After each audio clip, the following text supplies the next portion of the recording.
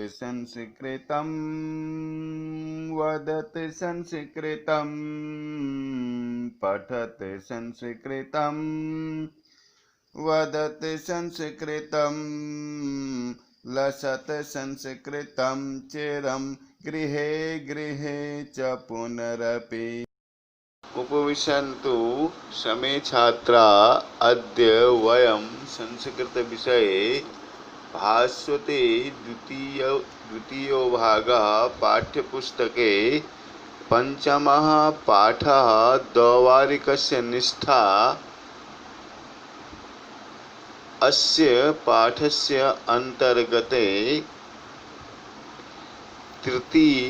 तृतीया पाठयोजना पठिष्यामः। तत्र संकेतः अस्ति द्वैवारिकः हं हो डैश डैश डैश विजयन्ते इति पर्यन्तम् अद्य अस्मिन् वादने पठिष्यामः। तर्हि उद्घाटयन्तु पुस्तकं, पश्यन्तु। अहं गद्यांशस्य उच्चारणं करोमि। शृण्वन्तु तर्हि। गद्यांशः अस्ति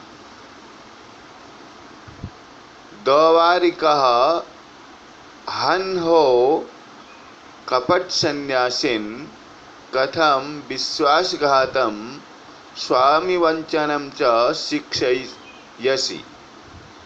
ते केचन अन्ये भवन्ति नीचा, ये उत्कोचलोभेन स्वामिनं वञ्चयित्वा आत्मानम् अन्धतमसि पातयन्ति। न वयं शिवगणास्तादृशाः। सन्न्यासिनो हस्तं धृत्वा इतस्तु सत्यं कथयिकस्त्वं कुतः आयातः, केन वा प्रेषितः। सन्यासी। अत्र त्रुटि जाता।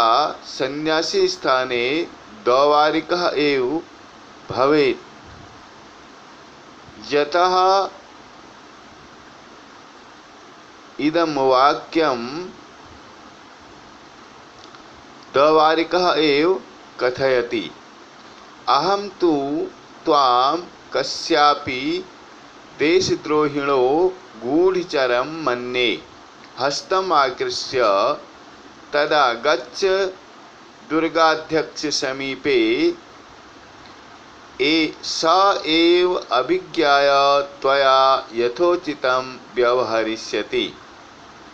ततः सन्यासी तु त्यज, अहं नाहं आयास्यामि, नाहं पुनरेवं कथयिष्यामि, महाशयोऽसि दयस्व इति बहुधा अकथयत्। द्वैवारिकस्तु तम् आकृष्य नयनेव प्रचलितः। अथ द्वीपस्य समीपमागत्य सन्यासिनो उक्तं, हे द्वैवारिक, न मां प्रत्यभिजानासि। ततः पुनर्निपुणं निरीक्ष्यमाणो द्वैवारिकस्तं पर्यचिनोत्। आह, कथं श्रीमान् गौरसिंहः, आर्य क्षम्यताम्, अनुचित व्यवहार एतस्य ग्राम्यवराकस्य। तद अवधार्य तस्य पृष्ठे हस्तं विन्यस्यन् सन्यासी रूपो गौरसिंहः समवोचत्, हे द्वैवारिक, मया दृढं परीक्षितोऽसि, यथा योग्य एव पदे नियुक्तोऽसि। त्वादृशा एव वस्तुतः पुरस्कारभाजनानि भवन्ति, लोकद्वयं च विजयन्ते। गद्यांशस्य उच्चारणानन्तरं भवन्तः सर्वे छात्रा काठिन्यनिवारणं पश्यन्तु। अस्मिन् गद्यांशे केचन कठिनशब्दाः सन्ति। शृण्वन्तु। स्वामी वंचनम, स्वामी को ठगना। उत्कोच लोभेन, उत्कोचस्य लोभेन, घूस के लोभ से। गूढ़चरम, गुप्तचर। हस्तम आकृष्य, हाथ को खींचकर। एवाभिज्ञाय, इस प्रकार पहचान कर। पर्यचिनोत, पहचान लिया। ग्राम्य वराकस्य, बेचारे गंवार का। पुरस्कार भाजनानी, पुरस्कार प्राप्त करने वाले। काठिन्यानन्तरं पश्यन्तु। अस्य गद्यांशस्य संदर्भः प्रसंगञ्च। अयं गद्यांशः अस्माकं पाठ्यपुस्तक भास्वते द्वितीयभागस्य द्वैवारिकस्य निष्ठापाठात् उद्धृतोऽस्ति। अस्मिन् गद्यांशे उत्कोच संबंधी वार्ता प्रसंगे द्वैवारिकः सन्यासिनं प्रति क्रुद्धो भवति। अन्ते सन्यासिनं गौरसिंहरूपे अभिज्ञाय द्वैवारिकः क्षमायाचनां करोति।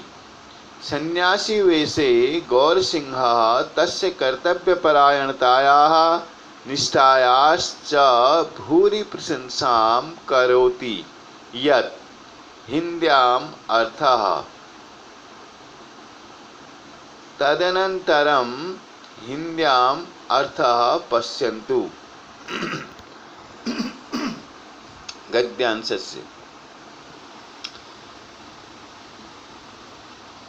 इस गद्यांश में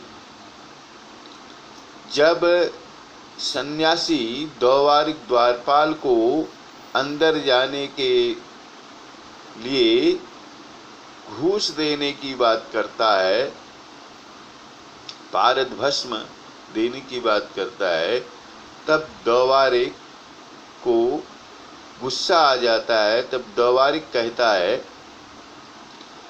हन हो, धिक्कार है। कपट सन्यासिन, अरे कपटी सन्यासी। कथम, क्यों। विश्वासघातम स्वामी वंचनम च शिक्षयसि, क्यों तुम जो है विश्वासघात करके स्वामी वंचनम शिक्षयिष्यसि, विश्वासघात और स्वामी को ठगने की के लिए मेरे को शिक्षा देते हो, अर्थात मेरे को बताते हो। स्वामी के साथ में विश्वासघात करने के लिए, स्वामी को ठगने के लिए मेरे से कहते हो। ते केचन अन्ये भवन्ति, वे कोई और होते हैं जो नीच होते हैं। ये उत्कोच लोभेन स्वामिनं वंचयित्वा, उत्कोच घूस के लोभ से अपने स्वामी को ठग करके आत्मानं अपने को अंधतमसी, अंधकार में, नरक में पातयन्ति मन गिराते हैं। न वयम शिवगणास्तादृशा, हम शिवगण, शिवाजी के सेवक वैसे नहीं हैं। सन्यासिनो हस्तम धृत्वा, सन्यासी के ऊपर हाथ धर करके द्वैवारिक कहता है, इतस्तु सत्यम कथय कस्त्वम, अच्छा तो तुम सच बताओ तुम कौन हो। कुतः आयातः, कहाँ से आए हो। केन वा प्रेषितः, किसने तुमको भेजा है। अहम तु त्वाम कस्यापि देशद्रोहिणो गूढ़चरम मन्ये, यहाँ पर सन्यासी लिखा हुआ है, लेकिन सन्यासी न हो करके ये वाक्य पूरे का पूरा द्वारिक ही कह रहा है। इसको आप संशोधन कर लें। मैं तो त्वाम माने तुमको, कश्यापि माने किसी, देशद्रोहिण देश से द्रोह करने वाले, गूढ़चर देशद्रोही का गूढ़चर समझ रहा हूँ, मानता हूँ।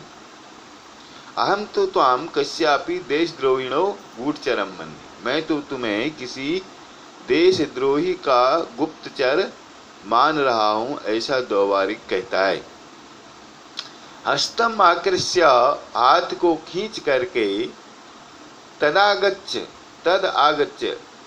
तब आओ, दुर्गाध्यक्ष समीपे, दुर्गाध्यक्ष के समीप में, स एव अभिज्ञाय त्वया यथोचितम व्यवहरिष्यति, वह ही तुम्हें पहचान करके यथोचित तुम्हारे साथ व्यवहार करेंगे या तुमको यथोचित दंड देंगे। ततः सन्यासी तू त्यज, उसके बाद सन्यासी कहता है त्यज माने तो त्यज, छोड़ दो। अहम न पुनः आयास्यामि, मैं दोबारा फिर नहीं आऊँगा। अहम पुनः एवं न कथयिष्यामि, मैं दोबारा फिर ऐसा नहीं कहूँगा। महाशयोसी, आप महान हैं। दयस्वैति, दया करो। बहुधा अकथयत, इति बहुधा अकथयत, ऐसा उस सन्यासी ने बहुत बार द्वारपाल से कहा, अर्थात गिड़गिड़ाया। द्वारिकस्तु तम आकृष्य नयन एव प्रचलितः, द्वारपाल तो उसको खींच करके ले जाता हुआ चल दिया। अथ दीपस्य समीपम आगत्य सन्यासिनोक्तम, जब उसको खींच करके वो दुर्गाध्यक्ष के पास ले जा रहा था, दिए के सामने आकर के उजाले में, सन्यासिनो उक्तम, सन्यासी ने कहा, हे द्वारिक, न माम प्रत्यभिजानासि, अरे द्वारपाल, क्या तुम मुझको नहीं जानते हो? ततः पुनर्निपुणम निरीक्ष्यमाणः द्वारिकस्तं पर्यचिनोत्, उसके बाद पुनः दोबारा निपुण माने कुशलता से, अच्छी तरह से, निरीक्ष्यमाणः माने उसका निरीक्षण करते हुए, उसको अच्छी तरह से देखते हुए, द्वारिक ने तम पर्यचिनोत, उसको सन्यासी को पहचान लिया। आह, अरे कथम श्रीमान गौर सिंह, अरे आप क्यों श्रीमान गौर सिंह हैं? आर्य क्षम्यताम अनुचित व्यवहार, एतस्य ग्राम्य वराकस्य, आर्य मन हे आर्य, सम्मानार्थ आर्य शब्द का प्रयोग किया जाता है। आर्य श्रेष्ठ, वरिष्ठ। एतस्य ग्राम्य वराकस्य, इस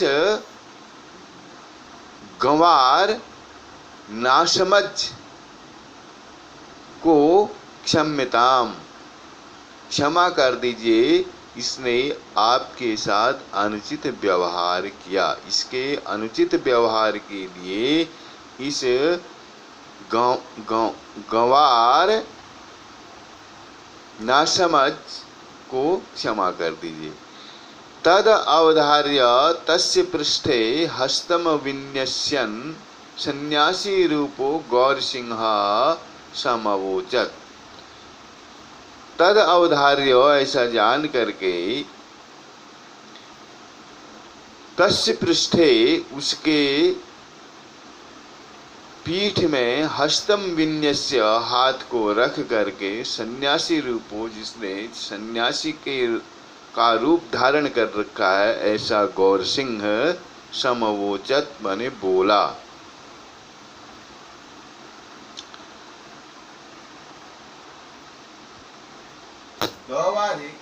हे द्वारिक, मया दृढ़ परीक्षितोषि, मेरे द्वारा तुम अच्छी तरह से परीक्षित किए गए हो, अर्थात मैंने तुम्हारी बहुत कठिन परीक्षा ले ली है।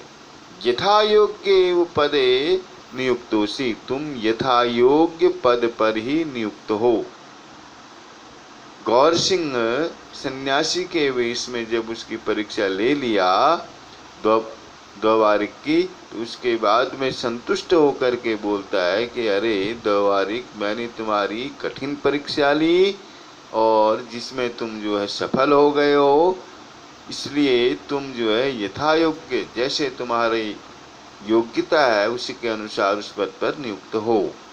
तादृशा एव वस्तुतः पुरस्कार भाजनानि भवन्ति, तुम्हारे समान ही वास्तव में पुरस्कार के पात्र होते हैं। लोकद्वयं च विजयन्ते, और तुम्हारे जैसे लोग ही दोनों लोकों में विजय प्राप्त करते हैं।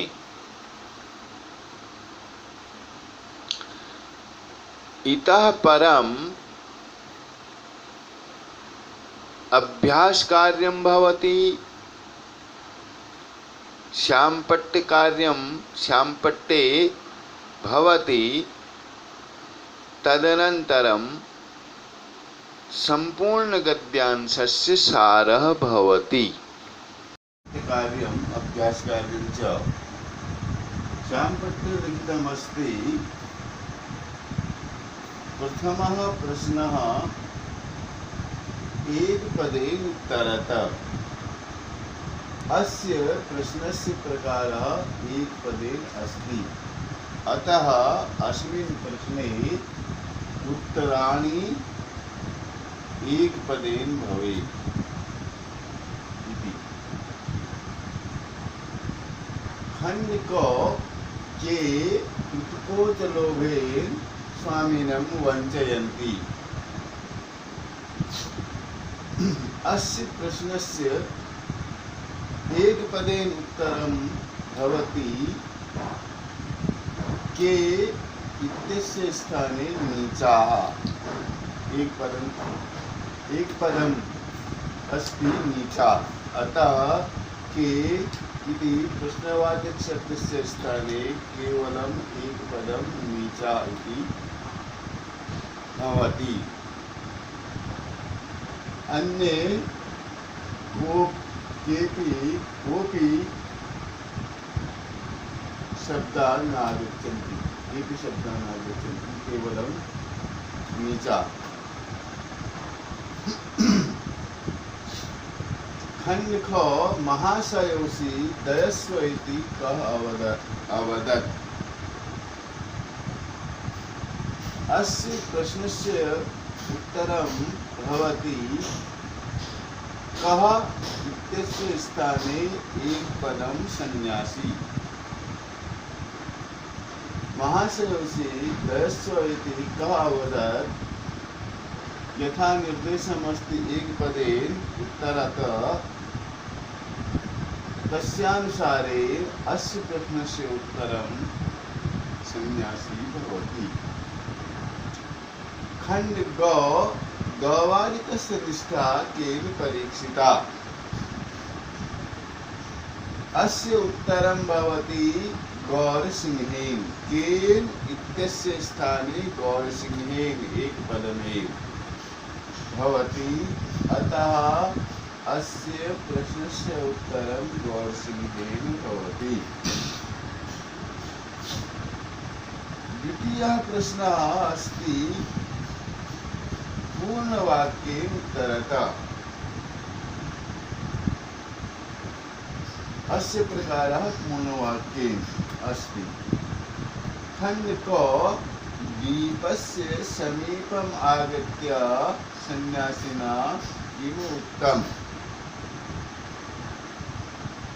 अस्य अर्थः अस्ति दीप के समीप में आकर के सन्यासी क्या बोला, सन्यासी ने क्या कहा। अस्य प्रश्नस्य उत्तरं भवति यत् दीपस्य समीपम् आगत्य सन्यासिना हे द्वारि न त्वां मां प्रत्यभिजानासि इति उक्तम्। दीप के समीप में आकर के सन्यासी ने हे द्वारिक, हे द्वारपाल, माम मने मुझको न प्रत्यभिजानासि नहीं जानते हो इति उत्तम, ऐसा कहा। अस्य प्रश्नस्य उत्तरे किम इति शब्दस्य स्थाने द्वारे न मां प्रत्यभिजानासि एतानि पदानि आगच्छन्ति। अन्ये सर्वे ये यानि पदानि दीपस्य समीपम् आगत्य उक्तम् एतानि एव उत्तरेपि आगच्छन्ति। खंड ख महाराजं प्रत्यभिज्ञाय द्वारिकः किम अवदत्। महाराज को पहचान करके द्वारपाल क्या बोला।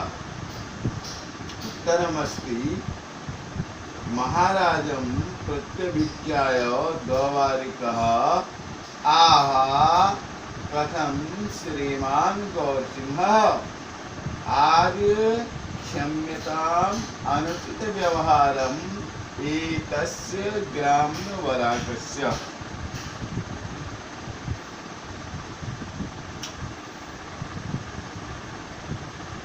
महाराज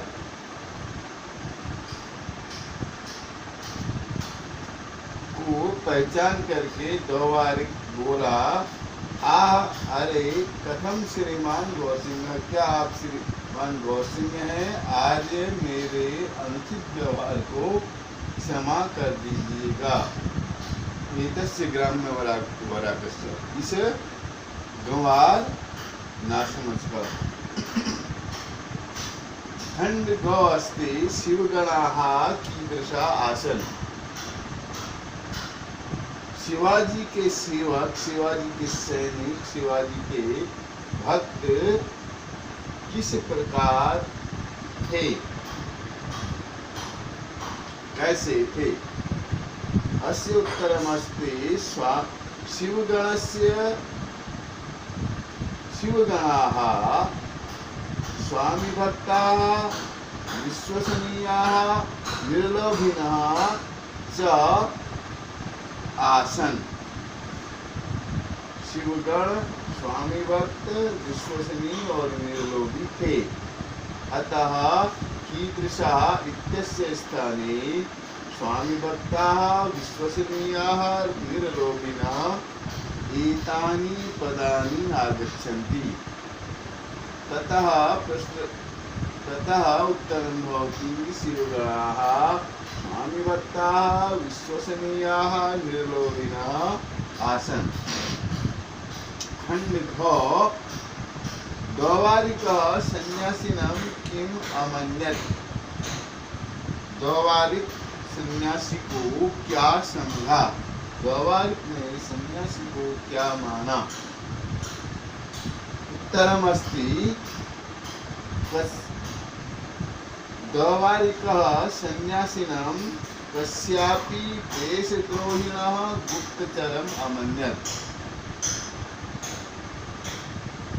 किम इत्यस्य स्थाने कस्यापि देशद्रोहिणः गुप्तचरम् एतानि पदानि आगच्छन्ति।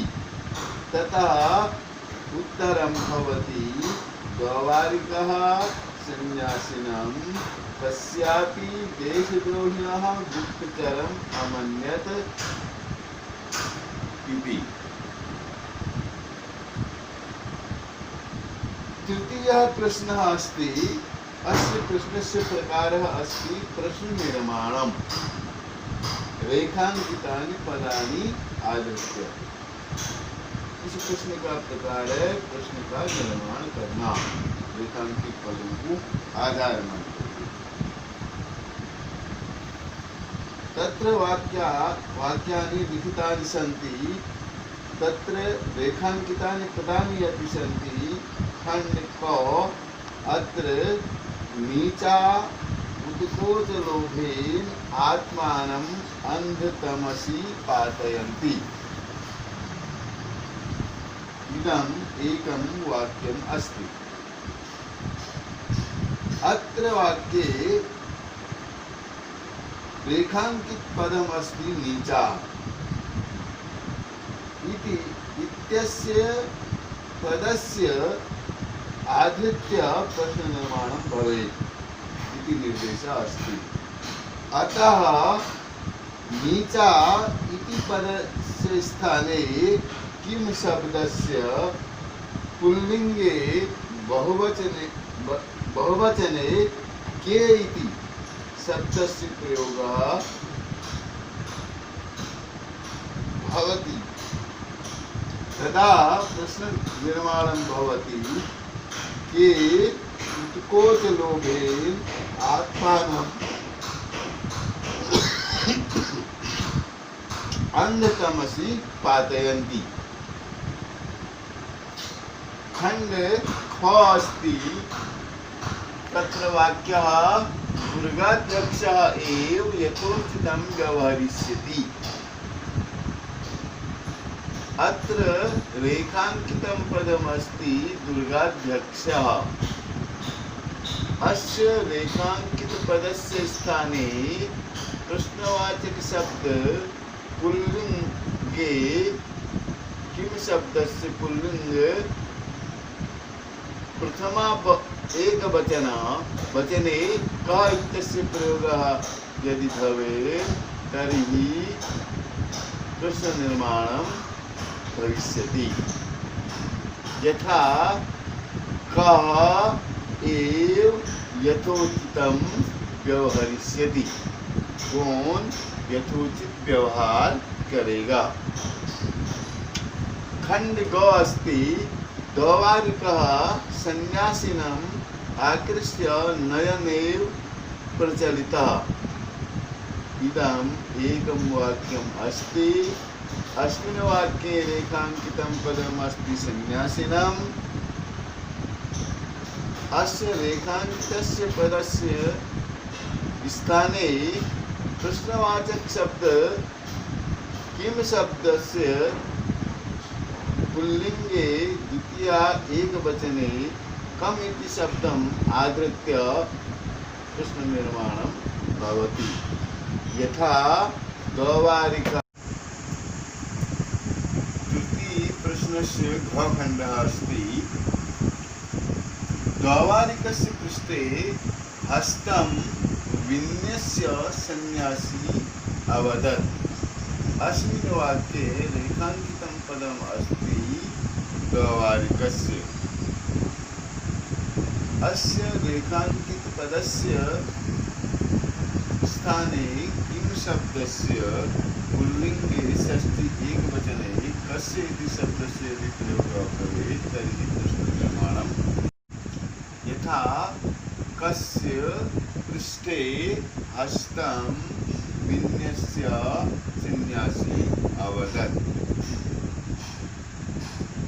चतुर्थः प्रश्नः अस्ति। विशेषणं विशेषेण सह योजयत। अस्य प्रकारः अस्ति विशेषणं विशेषेण सह। विशेष्य को विशेष्य के साथ मिलाओ। एकः स्तम्भः अस्ति विशेषणपदानां। द्वितीयः स्तम्भः अस्ति विशेष्यपदानाम्। अतः विशेषणानि स्याणि मेलनं भवेत्। यथा गंभीरेण अस्य मेलनं स्वरेण विशेषेण सह भवति। एवमेव मुमुर्षु जनाः कठोरैः भाषणैः परिष्कृतं पारदभस्मं कपटी सन्यासीन उत्कोचलोभी नीचः देशद्रोहिणः गूढ़चरः आहूताः अभ्यागताः। पंचमः प्रश्नः अस्ति यथा निर्देशम उत्तरतः। अस्य प्रकारः अस्ति यथा निर्देशम, जैसा निर्देश किया गया। नंबर क इत्येवम् इति इत्यस्य संधि विच्छेदं कुरुता। इत्येवम् इति एकं पदम् अस्ति, अस्य पदस्य संधि विच्छेदं कुरुता। संधि विच्छेदं कुरुता इति निर्देशः। अतः अस्य पदस्य संधि विच्छेदम् इतिदम् एवम् अस्ति। इतिदम् एवं संधि विच्छेदः यन् संधि उदाहरणम् अस्ति। खंड ख पात्राणि इत्यर्थे प्रयुक्तं पदं किम्? पात्राणि एकं पदम् अस्ति, अस्य पदस्य अर्थे अस्मिन् गद्यांशे किं पदं प्रयुक्तम् अस्ति इति प्रश्नः अस्ति। गद्यांशे पात्राणि इति पदस्य अर्थे भाजनानि इति पदं प्रयुक्तम् अस्ति। खंड ग एतस्य ग्राम्यवराकस्य अनयोः पदयोः विशेषणं पदं किम्? एतस्य ग्राम्यवराकस्य एतयोः पदयोः विशेषणपदं किम् अस्ति इति प्रश्नः अस्ति। अतः अत्र द्वे पदे स्तः एतस्य ग्राम्यवराकस्य विशेष्येण विशेष्य पदस्य चयनं अत्र कुर्यात्। अतः ग्राम्यवराकस्य इति विशेष्य पदम् अस्ति। एतस्य अयं पदः विशेषणपदः। ग्राम्यवराकस्य अनयोः पदयोः एतस्य ग्राम्यवराकस्य एतयोः पदयोः ग्राम्यवराकस्य इति पदं विशेषणम् अस्ति। अन्ते गृहकार्यम् अस्ति। द्वैवारिकस्य निष्ठा पाठस्य सारः लेख्यः। द्वैवारिकस्य निष्ठा ये जो पाठ है इसका पूरा संपूर्ण पाठ का सारांश लिखना है। अध्यापक कथनम।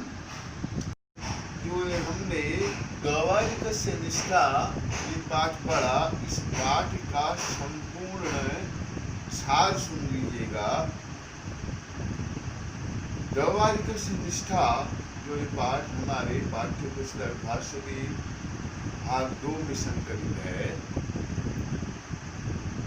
ये पाठ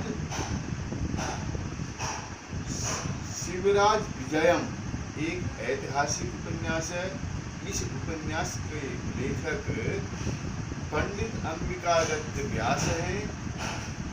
जिस समय 1857 में स्वतंत्रता संग्राम आंदोलन असफलता को प्राप्त हो रहा था, उसमें सफलता नहीं मिल रही थी, उस समय राजनेता लोग अपने राजनीतिक मंच पर सक्रिय हो गए थे और वहीं दूसरी तरफ लेखन मंच पर लेखक लोग भी अपनी लेखनी को सक्रिय कर चुके थे। उसी समय पंडित अंबिकादत्त व्यास जी ने शिवराज विजयम नामक इस उपन्यास की रचना की। इस उपन्यास में वर्णित यह उपन्यास 4 भागों में विभक्त है। प्रथम विराम, द्वितीय विराम, तृतीय विराम, चतुर्थ विराम। और प्रथम विराम 4 निश्वासों में विभक्त है। और ये जो हमारा द्वारिकस्य निष्ठा है, जो शीर्षक है, ये शीर्षक प्रथम विराम के द्वितीय निश्वास के से दिया गया है। इस द्वितीय निश्वास में जो कथा वर्णित है इस उपन्यास में, वो है महाराज शिवाजी का एक मुख्य सेनापति है गौर सिंह, जो सन्यासी का छद्म वेश धारण करके मुख्य द्वारपाल, दुर्ग का जो किले का जो मुख्य द्वारपाल है, मुख्य गेट पर जो द्वारपाल है, उसकी सत्यनिष्ठा को परखने के लिए, उसकी परीक्षा लेने के लिए सायंकाल के समय दुर्ग में प्रवेश करना चाहता है।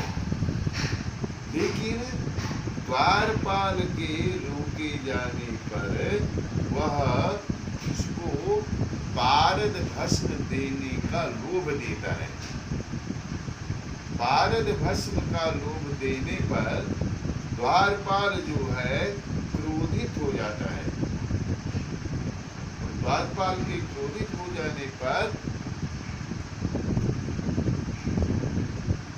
सन्यासी जो है उससे क्षमा याचना करता है, लेकिन द्वारपाल उसको घसीटते हुए महाराज शिवाजी के पास ले जाना चाहता है और उसका हाथ पकड़ करके जब उसको ले जाता है, उजाले में दिए के पास में जब दोनों आ जाते हैं, वहां आने पर सन्यासी उस द्वारपाल से कहता है, अरे द्वारपाल, तुम मुझे नहीं जानते हो क्या? तुमने मुझे नहीं पहचाना क्या? और इतने पर जो है गौर से देखने पर द्वारपाल सन्यासी को पहचान जाता है और सन्यासी के वेश में महाराज शिवाजी का सेनापति गौर सिंह होता है। द्वारपाल उसे सन्यासी वेशधारी गौर सिंह से क्षमा याचना चाहता है अपने अनुचित व्यवहार के लिए। और अंत में द्वारपाल जो है उस सन्यासी वेशधारी गौर सिंह जो है द्वारपाल की प्रशंसा करता है और कहता है कि तुम जैसे ही लोग इस लोक में और परलोक में पूजे जाते हो, इसलिए तुम जो है यथा योग्य पद पर नियुक्त हो। यहाँ पर जो है यह 3 निश्वास का